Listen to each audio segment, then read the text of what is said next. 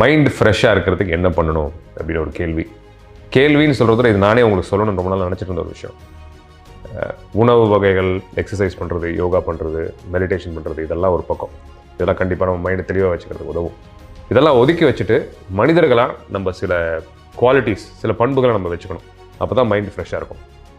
முதல்ல அடுத்தவனை பார்த்து பொறாமப்படுறது. தயவுசெய்து அதை எடுத்துருங்க. ஏன்னா நீங்கள் அடுத்தவங்களை பார்த்து பொறாமப்பட்டீங்கன்னா அது உங்களுக்கு திருப்பி எப்படியாவது வரும். நீங்கள் அடுத்தவங்களுக்கு பார்த்து நல்லது நினச்சிங்கன்னா அதுவும் உங்களுக்கு திரும்பி வரும்.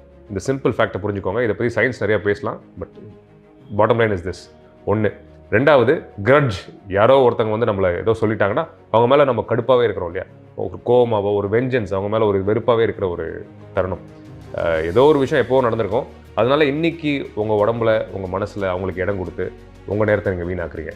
2வது, இது முக்கியமான காரணம் மைண்டு நமக்கு ஃப்ரெஷ்ஷாக இல்லாததுக்கு.